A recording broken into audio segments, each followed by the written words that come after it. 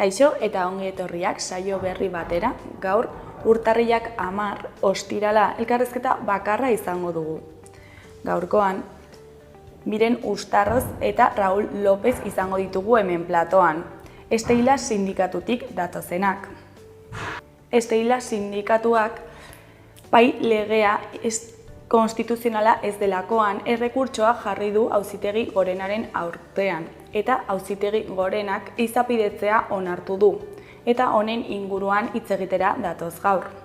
Baina honek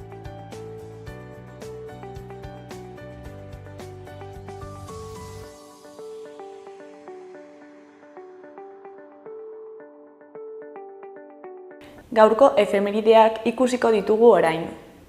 Gaurko egun batean, 1917ko urtarrilaren 10ean, AEBetako emakumeen alderdi nazionalak piketeak hasi zituen etxe zuriaren atarian emakumeen boto eskubidea eskatzeko. Urte batzuk geroago, 1924ko urtarrilaren 10ean, Eduardo Chillida jaio zen Donostian. Eskultoroen artean ez ezagunetakoa da Euskal Herrian, eta bere lanek presentzia handia dute gizartean. Chillida leku museoaz ez ezik, hainbat logotipo ezagun bereak dira. Adibidez, EHU, UEU, Kutxa edo Amnistiaren aldeko batzordearenak. Bere obra ezagunenen artean Donostiako haizearen orrazia dago. Egun berean baina 1933an, jornalari eta nekazari talde batek Kadizko Casas Viejas herrian altxamendu anarkista abiatu zuen. FAIk antolatutako estatu mailako altxamendua izan zen, naiz eta CNTek babestu. Guardia Zibilaren kuartela inguratu eta 2 agente hil zituzten. Azkenik, 1984ko urtarrilaren 10ean, Chiapasera 15.000 soldadu bidali zituen Mexikoko armadak zapaltisten aurka borrokatzera. Urtea hastearekin batera, Chiapaseko oihanean altxa egin ziren nekazari eta indigenak, justizia, demokrazia eta askatasuna eskatzeko.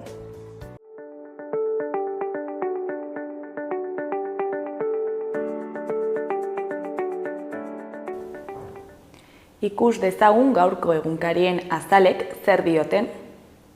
Diario de Noticiasen titular nagusian, mamografien unitate mugikor berriak 30.000 emakume nafar hartatuko ditu.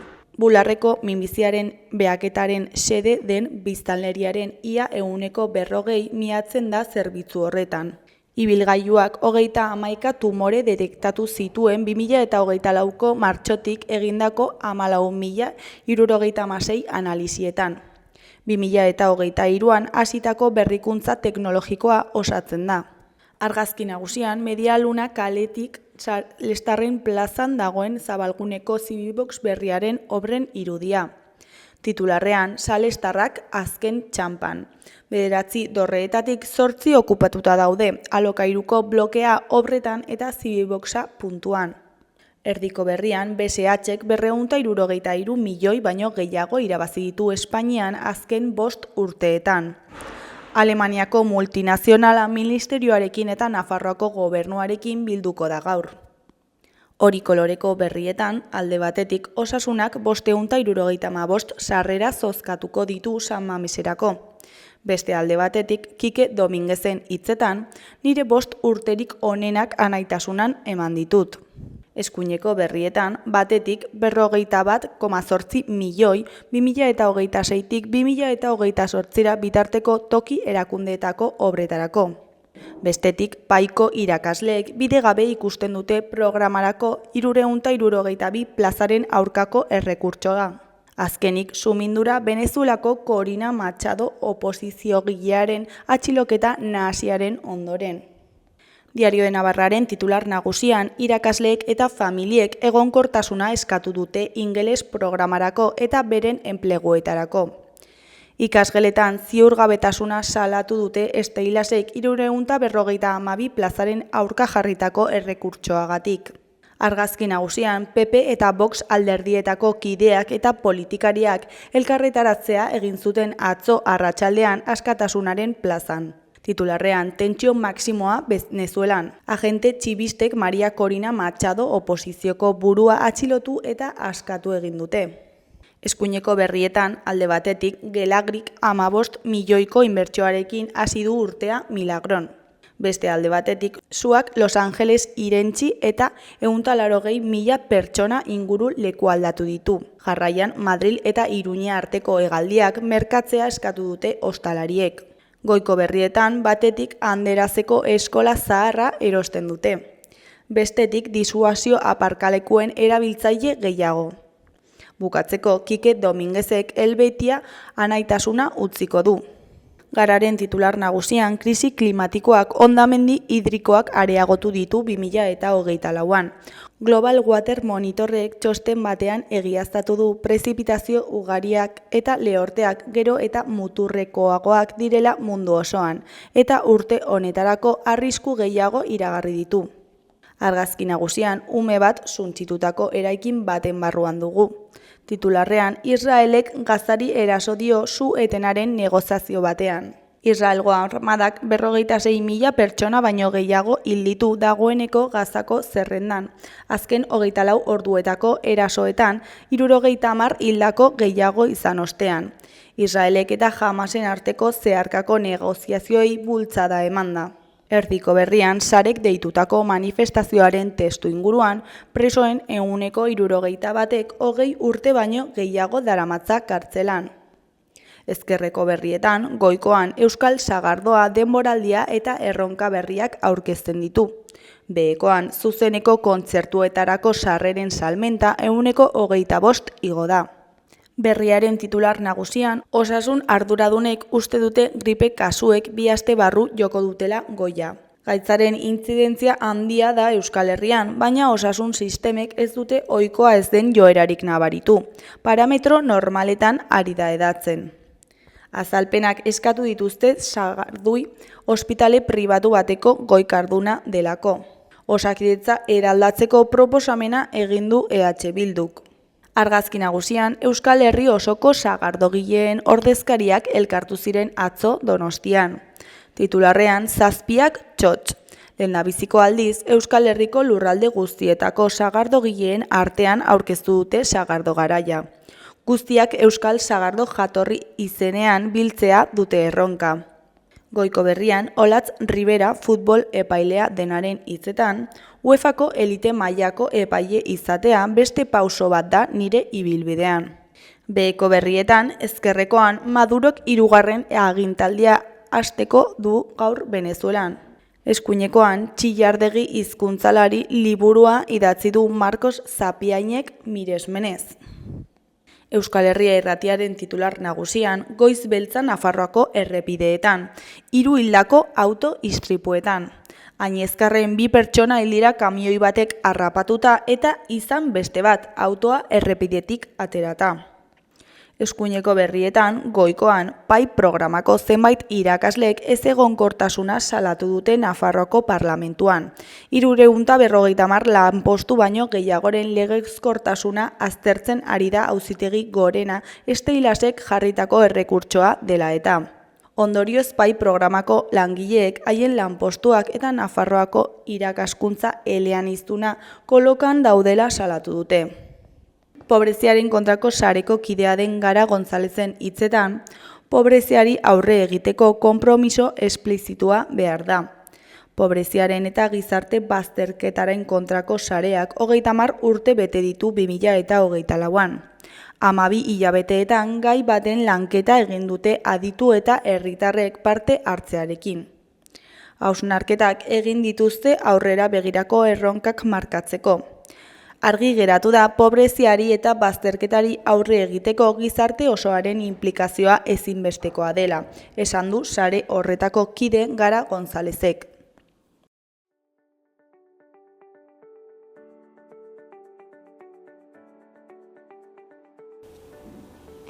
Gaurko eta asteburuko eguraldiaren iragarpena ikusiko dugu. Gaur, ostirala, goizean ostarteak izango dira.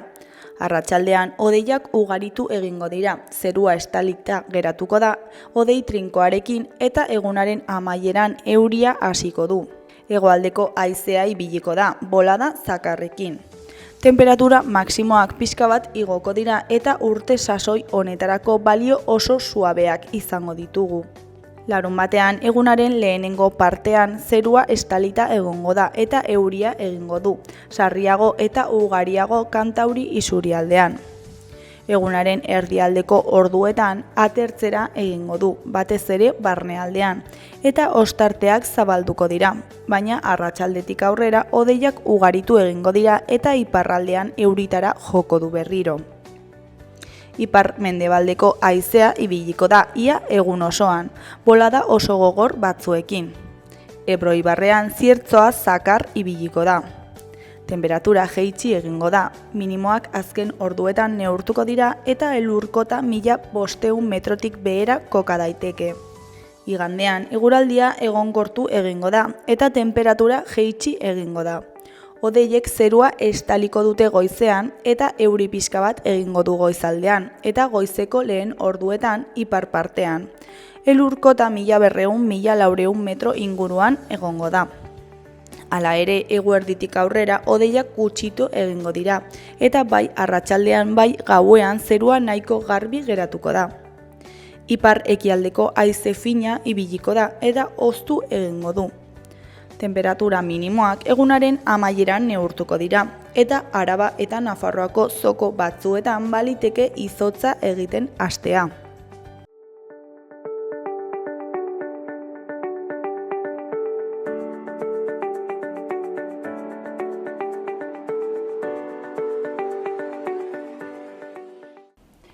Kaixo, lehen aipatu dugun bezala, orain Miren Ustarroz eta Raul Lopezekin gaude, Estelea sindikatutik datozenak. Kaixo, zer moduz bikote?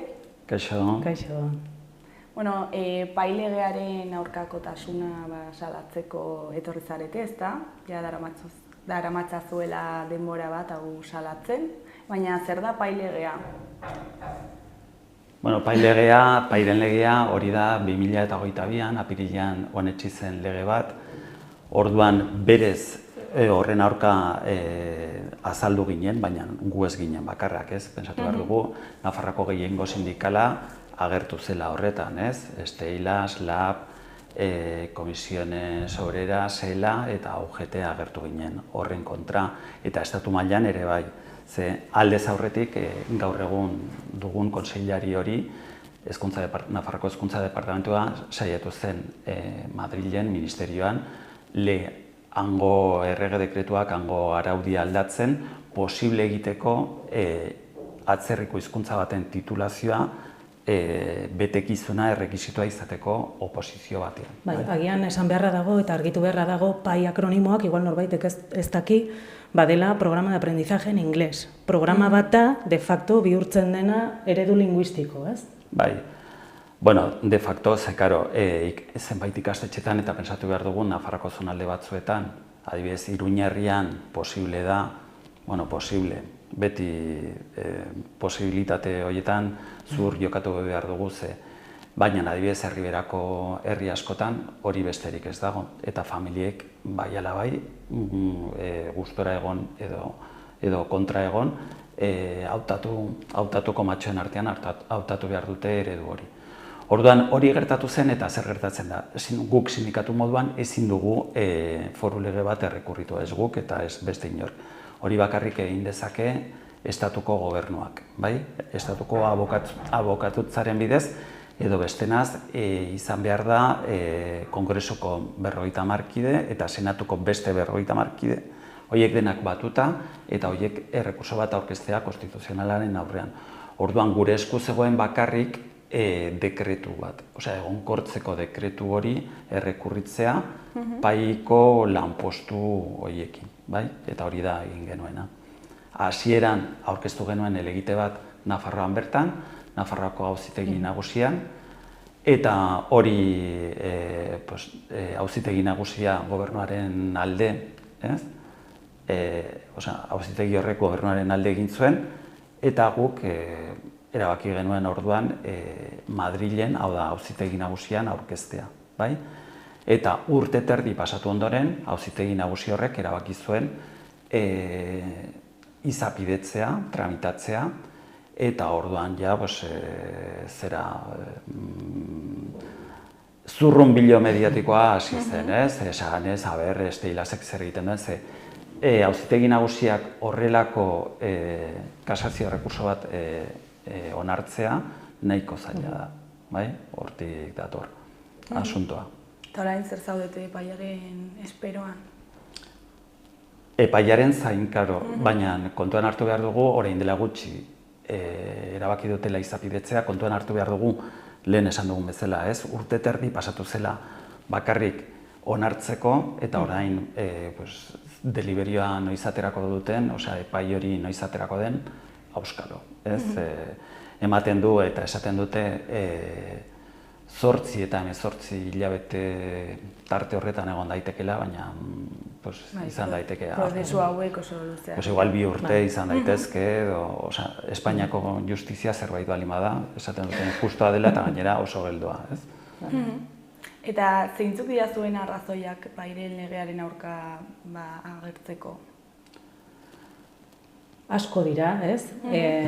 Alde batetik eta guretzako garrantzitsua dena da, Yolanda Barcinak 13 Telebizionen esan zuen bezala, euskarazko ikaskuntza edo D eredu hori gehiegi hedatzen ari zen. Hortaz hori aurre egiteko modu bat izan zen ingelerazko programa hau ezartzea. Bai, gisa hortan, beste hizkuntza bat sartzean mapan, euskararen edapen hori eutsi edo pixkat murrizteko aukera ikusten zuen, ez? Eta guretzako uste dut, sindikatu bezala, euskal kulturaren apostu serioa egiten dugu eta uste dugu hori dela gauza serio bat, bai, eta serio hartu behar dena. Hortaz, horri aurre egiteko aukera ikusi genuen. Bai, lortu zuten, pai programak, pentsatu behar dugu, legea dela 2022koa, baina pai programak askoz ere lehenago hasi ziren edatzen, ez? Mirenek aipatu duen bezala, Yolanda Barcinaren garaian azeleragailua zapaldu zuten eta ikastetxe askotan zabaldu zituzten programa horiek, nahiz eta ikastetxe askotan horren kontrako jarrerak inposatu egin zituzten programa horiek. Eta igual gogorarazi beharko genuke pixka bat nola izan den hori. Garai batean baziren 6-7 ikastetxe British programaren aterkipean, hor British Council sartzen zen, eta nik uste dut hor ikastetxe horietan nolabait ikastetxe horiek nahi izan zuten hori egin eta baliabide gehiago izan zituzten, baina gero zer gertatu zen. Ja, Barcina lehendakari izan baino lehen, Miguel Sanzen garaian, eta begira, gero Ciudadanosera pasatu zen batekin, hau da Carlos Pérez Nievasekin, garai hartan zegoen CDN, begira, ez? Da Nafarroako politikaren historia eta pai hori nola dauden lotuta eta erabaki zuten horri zabalpena ematea. Eta batez ere euskararen arka. Jendeak ingelesa sartuta hori aukeratzen zuten. Kontuan hartu behar dugu hori ez dela bakarrik Nafarroan gertatu, adibidez Balearretan saiatu ziren PPkoak programa hirueledun batekin, edo Galizian, Valentzian, hau da, katalana edo euskera edo galiziera baldin bazegoen tartean, hizkuntza horiek kaltetzeko sortzen ziren programa horiek. EAen bertan, Araban, Bizkaian eta Gipuzkoan ere, PSOE gobernuan Patxi Lopezen garaian, hor Celaá ministroa egon zen eta baita ere programa hirueledunak sartu zituzten. Ez modu honetan, baina baita ere nik uste dut argi eta garbi euskara kaltetzeko asmoarekin. Orduan zer gertatzen da? Orain arte programa horiek irakasle kontratatuekin eta funtzionarioekin bete egin dira lanpostu horiek, bai? Zer gertatzen zen, igual adibidez irakasle funtzionarioekin lortzen zutela behin betiko destinoa, bere behin betiko lanpostua, ingelesez, baina gero aukera zutenean gehienek zer egiten zuten, alde egiten zuten. Gustorago zeudelako, adibidez gaztelaniaz, gehienentzat egoera hori zen gaztelaniaz ematea edo bestenaz euskaraz. Eta hori da gertatu dena. Orduan hori ez gertatzeko, nahi zuten nolabait funtzionario espezifikoak izatea, berariazkoak, bai? Eta azkenean lortu zuten 2022ko lege horrekin, baina esan dugun bezalaxe, oso litekena da, ikusiko dugu gorenak zer esaten duen, baina inkonstituzionala izatea, eta hortik aurrera ikusiko dugu. Bai, eta pixkat zuk galdetzen zen iguna berreskuratuta, bai uste dugu sindikatu bezala, beste kalte bat edo sortzen duena programa honek dela bazterkeria, bai? Zenbait ikastetxetan, pai programa ezartzen da eta pai programak egiten duena, alde batetik. Edo ikastetxeak paira batzen da pixka bat behar sozial eta ekonomiko gehien horiek, gehien metatzen dituzten horiek pixka eta albora uzteko, bai? Eta, ekonomikoki eta kulturalki maila hobesiagoa adierazten duten familiak horra matrikulatuko dituzte beraien seme-alabak, eta beste ikastetxe batzuk pai programa ez dutenak getifikatu egiten dira. Zergaitik, baldin badaude behar kognitiboak, baldin badaude behar ekonomikoak, sozialak edo bestelakoak, normalean aukeratzen dituzte programa ez horren exigenteak kakotx handien artean. Orduan uste dugu bazterkeria desente sortzen duela, eta badaude Iruñerrian hainbat ikastetxe, ESOn adibidez, ESO baten 4 lerro izan, eta 5. lerro bat, 4 lerro pai, AG pai, eta lerro bat A hutsa dutenak, eta non daude behar guzti horiek AG eredu hortan, bai? Ikasgela bakar hortan. Ikastetxe horrek zer erabaki asmo du? Denak pain matrikulatzea, bazterkeria hori asimilatzeko eta modu ekitatiboagoan ikasgelaz ikasgela banatzeko. Ordan hori ja bada nahiko evidentea eta nahiko larria gure ustetan, bai? Bai, klaro, Nafarroan ja bagenuen arazo bat eskola segregazioarekin, adibidez, sare publikoa, sare pribatua, hizkuntza ereduen artean, eta orduan paik ekarri duena da ja segregazio intrapublikoa esan dezagun, ez? Osea, ja gutxi zerbait esateagatik asko genuen eta gainera gehiago. Eta hori da Mirenek esan duena, ikasleak batez ere, ikasleak bigarren hezkuntzara, derrigorrezko bigarren hezkuntzara pasatzen direnean, orduan ematen da hori. Eta gainera, batzutan, hori ikastetxeen arabera izan da, baina ikusi izan duguna da, Mirenek esan duena, ez? Arazo guztiak, dislexiak, sarrera berantiarra gure hezkuntza sisteman. Hezkuntza, bertako hizkuntzak ez ezagutzea eta bar, orduan denak gela berean, ratioak altuagoak eta ratio txikiagoak beste ingelesez ematen diren ikasgai horietan eta bar, ez? Eta maiz ikasleak bereizita. Orduan, guretzat hori oso larria da. Bai, eta gero badago beste kalte bat, ez dakit albo kaltea ditu edo kalte zuzena ditu, gu sindikatuan egoteaz gain irakasleak ere bagara, ez? Eta ikastetxe ohartzen gara ikasleen gaitasun komunikatiboa dezente murrizten ari dela edo pixka kaskartzen ari dela, ezta? Eta horrekin larrituta gaude. Orduan, nola iruditzen zaigu posible, lehen hezkuntzan bereziki eta bigarren hezkuntzan hor ja gauza larri eta nabarmen ikusten da, nola da posible pentsatzea ikastordu horietan hizkuntza propioa edo veikularra den hori, ez? Izan de, manejatzen edo ondo manejatzen ez baldin badugu, ez badaukagu nahikoa aberastasun eta nahikoa adierazteko gaitasun adierazten, nola demontre iruditzen zaigu, hortik sakrifikatu ditzakegula hainbat ordu ingelesez aritzeko. Ze orduan ez dugu egingo, ez ingelera ondo ikasi, ez da euskera ondo ikasi, edo ez ingelera ondo ikasi, ez da gaztelera zer ondo mintzatu. Hortaz, hor pixka bat nik uste dut badaudela denborak eta momentuak gauzak egiteko. Eta horren besteko esfortzua eskaintzea ingelerari jakin gabe ze momentutan gauden eta zen nolako arazoei aurre egin behar diegun eskoletatik iruditzen zaigu zerbait ere nahiko larria. Bai, eta argita garbi dago, estatu mailan egin direnek ikerketa gehienetan hori agertzen da, bai, karo. Ale batetik da oso kontraesankorra da, ze da gaitasun gehiago edo laguntza gehiago duten ikasle horiek nolabait daude programa elebidun horietan, ez?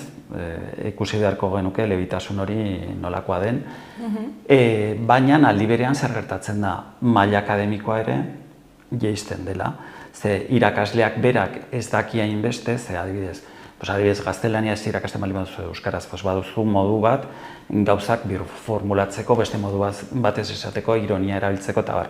Baina ingelesez, zure gaitasuna ja mugatua balin bada, ematen duzu oso modu robotikoan esan dezagun, ez? Eta gainera egiten diren ariketak, maiz dira, geziekin lotu, edo hutsuneak bete, eta ez dago haurnasketarako aukera handirik ez dago, eta orduan arazo pedagogikoak, egiturazkoak, mota guztietako arazoak ikusten hezkuntza kalitatean ere eragiten du. Jakina, bai. Bai, eta hainbat gainera egon dira, prentsan agertu dira, ez bakarrik Nafarroako kasuetan, baizik eta hori Madrilen egon dira artikulu nahiko interesgarriak, oso ondo jantziak eta oso ondo argudiatuak, kezka larria adierazten dutenak familien seme-alaben garapen akademikoan. Kezka larria, science edo biologia ematen baldin badute bigarren hezkuntzan ingeleraz, aurki ikasiko dute lexiko guztia ingeleraz, baina gero gaztelerara egiteko trasbase hori falta da. Eta ez da ematen. Orduan, geratzen gara erdizka ingeleraz, ze alor hortan jakingo dugu, baina beste hizkuntza hiztegi potolo bat falta zaigu. Eta aldiz, gazteleraz mugitzen baldin badira ikasle horiek, Madrilen esaterako, faltako zaie. Gaztelerako lexiko hori, ez da? Ordan hor sortzen diren gatazkak handiak dira, eta esteilaz ez dago inola ere hizkuntzen kontra. Bai, gauza bada hizkuntzak ikastea eta beste gauza bada hezkuntza publikoaren baliabideak erabiltzea hezkuntzarekin edo hizkuntzekin beste planteamendu batzuk egiteko. Bai, eta hezkuntza kalitatearekin batzutan aldentzen direnak. Bai, pentsatu, hori hola da. Gainera pentsatu behar dugu estatu mailan, adibidez Madrilen eta Murtzian, Katalunian, toki askotan, Valentzian bertan, ez? Nolabait programa hauek, atzerriko hizkuntzetako programa hauek desagertzen ari direla edo asko murrizten ari dira. Baina Nafarroan ez, justo kontrakoa gertatu da. Ze adibidez lege honekin batera etorri zen baita ere Pairen dekretu berria, eta horrekin ja azkena izan dira foru agindu berriak. Horiek ere rekurritu ditugu, baina horren inguruan beste egunen batean mintzatuko gara, ze luze da. Baina adibidez, pai den, D ereduan, baina pai programa duten ikastetxe horietan, orain arte derrigorrezkoa zen bakarrik beste ordu bat ematea. Eta adibidez ikastetxe batzuetan egiten dutena, aurten ere, da, adibidez, plastika ematea. Plastika gaixoa kondenatzea horrela ez dugu ongi ikusten, baina nolabait gutxiagotzen dira kalte horiek, ez? Baina orain, ja izanen dira gutxienez 2 ordu. Orduan proposatzen diete ikastetxeei edo zientziak edo gizarte ematea, bai? Orduan, Mirenek aipatu duena, gero ikasle horiek zer ikasiko dute, orduan gauza erridikula gertatzen dira. Adibidez, ikusten dugu Iruñerriko ikastetxetan, adibidez, ezkabamendiari, hemen ondoan dugun ezkabamendi horri, deitzea St. Christopher's Hill esate baterako. Esaten dut anekdota moduan eta parregarria da, baina aldi berean tragikoa. Eta horrekin nik Raul ere gehituko nuke, ez dela bakarrik, alegia, hizkuntza baten alde apustu egiten denean, izan euskara, izan gaztelera, izan ingelera, izan frantsesa, ez da bakarrik apustu egiten hizkuntza modu aseptiko batean ikasteko. Baizik eta askotan, eta zer esanik ez lehen hezkuntzako ikastetxeetan, hartzen dira ere kultura, kasu honetan ingeleraz ari baldin bagara, kultura anglosajoneko ikur asko. Eta egiten dena da, transmisio kultural bat, atzerriko kultura batena hemen txertatzen dena, bermatu gabe oraindik hemen daukaguna. Orduan, hori iruditzen zaigu ere, badela pixka bat, ez? Azpiloko bat edo hor bai, albokalte nahiko ageriko bat, eta gerta daiteke hemendik urte batzutara, ezkabamendia, ezkaba ez izan, eta ez? St. Christopher Hill esatea, eta hori, demontre. Ez dakit, gure toponimiak iraundu hainbeste denboran modu eraginkor eta txukun batean, eta ez dakit, zertan ari garen. Eta esan duzue, hemen pailegea Nafarroan txertatu zela pixkat euskarari kontra edo egiteko, eta lortu egin da. Nabaritu duzue. D-ereduak zeraman gorakada hori gelditu zen. D-ereduari kalte jeitsiera igoerak hor izoztu egin da nolabait progresioa, hori aspaldiko partez, eta kalte handiena egin dio A ereduari.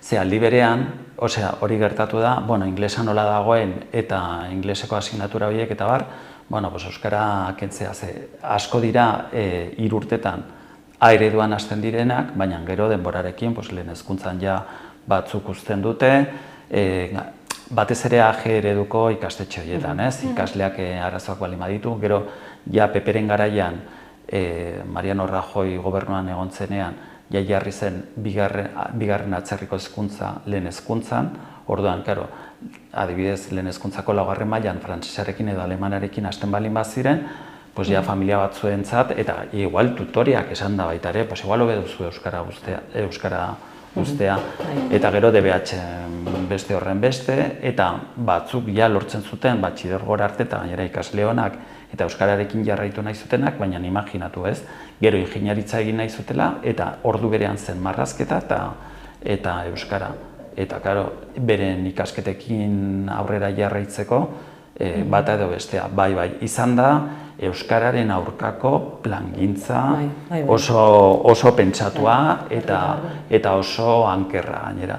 Eta bai, zorionez, iazko matrikulazioan D-ereduak gora egin zuen, eta ikasleen 3 urtetan hori, 130ko langa hori gainditu zen lehenbiziko aldiz, eta espero dezagun aurten ere, ezakigu zehatz-mehatzu noiz izanen den, otsailean edo hiloaren bukaeran, baina lortzen dugu berriz ere. Hori dena horretarako egina dago, lehen esan dut ez dela bakarrik gertatu Nafarroan, baizik eta gaztelania ez den hizkuntza bat duten herrialdeetan, Estatu Espainiarrean hori gogor jokatu dute, hain zuzen ere bertako hizkuntzen aurka. Eta Nafarroako gobernuak ze erantzukizun dauka honetan, eta zein izan da bere erantzuna? Bai, hor dago nik uste dut korapiloa, eta benetan, kasu honetan, Steilasek elegitea jarri dio 1122 lege horri, foru lege horri, eta, dekretuari, barkatu. Dekretuari, baina helburua da, foru legeari, bakarrik eskura. Dekretu bidez egiten da, baina, legeari aurre egitea da helburua, ez? Eta hor, esan da, edo Steilas bihurtu da horren eragile eta arduradun bakar bezala. Eta ez da kontua, hau sortu zuenak, eta hau eragin duenak, eta honekin tematu denak alaren, naiz eta jakin ez egonkortasun juridiko handia zuela atzean, Hezkuntza Departamentoa izan da eta Nafar gobernua izan da. Bereiek dira erantzule bakarrak honenak. Eta hor nik uste dut, ardatzean jarri behar dugula benetan, nork sortu duen, zergaitik sortu duen saltsa guzti hau, eta nork eragin duen pai programa hau. Orduan, ardura guztia, gure ustez, Nafar gobernuarena da. Eta harritu egiten gara ikaragarri nola, sindikatu batzuk, AFAPnak adibidez, edo Hezkuntza Departamentuak deiak egiten direnean, jakiteko ea ze egoeratan geratzen diren 372 langile horiek, pai plaza lortu dutenak, esaten diete Steilasen galdetzeko. Eta hori iruditzen zaigu zerbait, zabarra eta arduragabekeriaz jotzen duena. Ze beraiek dira hau sortu dutenak eta beraiek eman behar diote honi irtenbide ahalik eta duinena. Jakin gabeia zein izango den epaia, eta epaia ematen duenean, gorenak orduan bere esku egongo da hor zer egitea. Eta hemen ikusten dugu baita ere, eta adibidez atzo parlamentuan izan zen hezkuntza batzordean lansaio bat, eta gerraldi horretan PSOE argita garbi, PSOE-PSN, lerratu zen UPN-erekin, PP-rekin eta Voxekin. Fatxosfera horretan sartu zen, bete-betean, bete bezala. Kontuan hartu behar dugu, aurreko legegintzaldian gobernua osatzen zutenak, zirela gutxi gora bera orain osatzen dutenak eta kanpoko laguntza berdin zegoen. Eta orduan da, eta ikusten baldin badugu legegintzaldi honetan, PSNek 11 parlamentari dauzka, baina gero abaik okerrez baldin banago 9 eta kontigo zurekinek 3, eta gero daude baita ere EH Bildukoak, gehiago direla, nolabait pairen aurka daudenak, baina hor ematen du PSNek korso patentea duela, bat egiten duela argi eta garbi Nafarroako eskuinarekin eta ultra eskuinarekin, eta hori da Nafarroan behingoz gainditu beharko genuke asuntoa, ez? Eta PSN-ek onartu beharko luke, hori ez dela ezkertiarra, ez dela progresista, eta dela, euskara horrela erabiltzea alde batetik, eta inglesarekin horrela jarraitzea, adibidez, iaz beste artikulu bat idatzi genuen, ez? Eta da, nola ari den pain moduko programak ari direla desegiten beste autonomia erkidegoetan, eta Nafarroan aldiz gotortzen ari da, ez? Eta gotortzen ari da zergatik. Argi eta garbi dutelako hori dela euskararen aurkako tresna bat. Bai, eta gero ere nik erantziko nuken Raul da, horrez gain badaudela instrumentalizazio arazo batzuk, bai, edo arazo nagusi bat, eta da nola erabiltzen dugun langileri baten etorkizuna edo langileri baten egonkortasuna helburu, eta hemen bai, helburu politiko jakin batekin, eta helburu politiko hori da euskarari aurre egitea.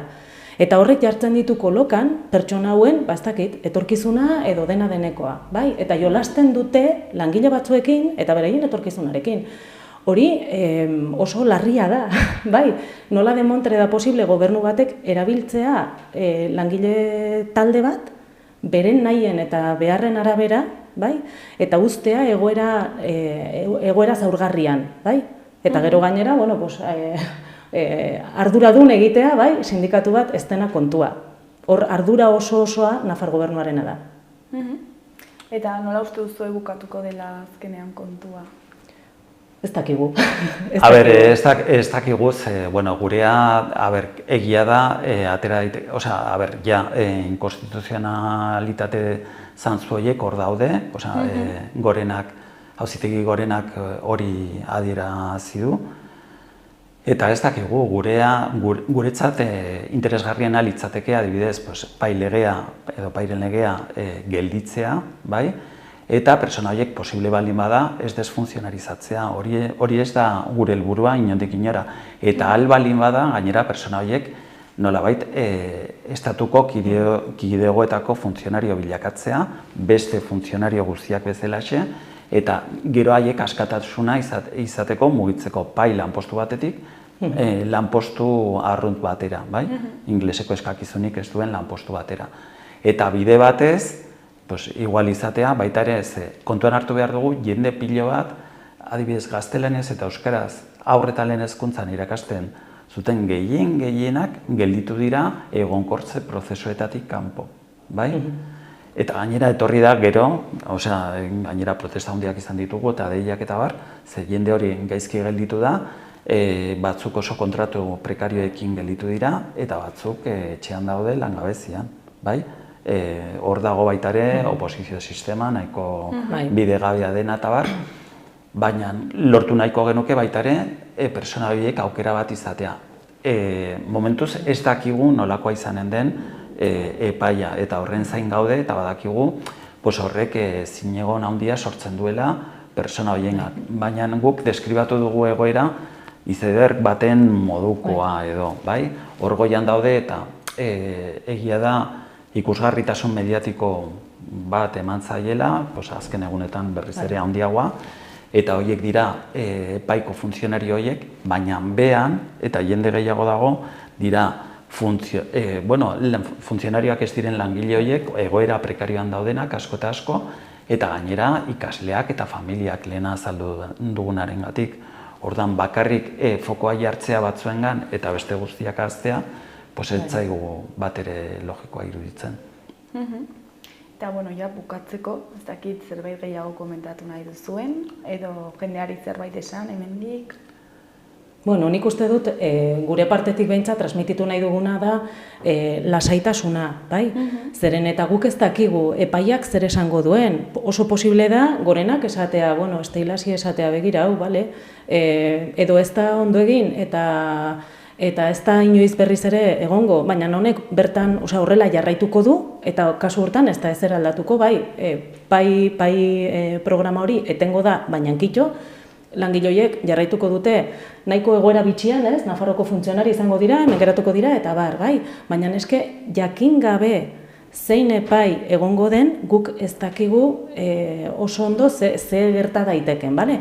Eta horrez gain, pertsona hauen alde egingo dugu, esan nahi dut. Erabakitzen dena erabaki, gorenak ez dut uste gure esku jarriko duenik, sindikatu batek ez dauka ahalmen hori, pertsona horiekin zer gertatuko den jakiteko, bai? Baina gure asmoa ez da pertsona horiek ez funtzionarizatuak izatea. Eta gu saiatuko gara pertsona horien estatusa ere pixkat egokia izan dadin. Bai, hori nik lehen aipatu dut, gure desideratuma zein litzateke, guk zer nahiko genukeen. Eta gero bestetik, bukatzeko, kontuan hartu behar dugu urtero ikastetxetan irekitzen dela prozedura bat pai programatik ateratzeko, orduan guk bai irakaslei batez ere eta familiei ere animatu nahiko genieke hori prozedura horretan hasteko. Batez ere da ikastetxearen ardura, baina gurasoek ere alde horretatik presionatzen baldin badute. Oso zaila baino zaila da eta geldua, ze 9 urte pasatu behar dira hortik ateratzeko, baina ja bi ikastetxe atera dira, edo prozesu horretan daude, eta horiek dira Castejon eta Kaskante, eta ikastetxe gehiagotan animatzen diren. Miren, Raúl, mila esker gurekin hitz egitera etortzeagatik eta egoera hain ondo azaltzeagatik, eta ikusiko dugu zer gertatzen den azkenean. Oso ongi. Eskerrik asko zuei. Ondo segi.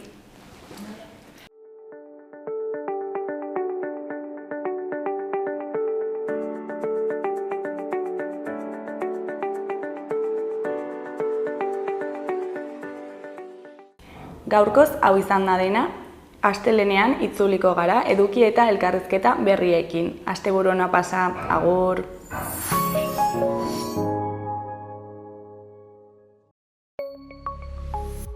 Gobierno de Navarra. Nafarroako gobernua.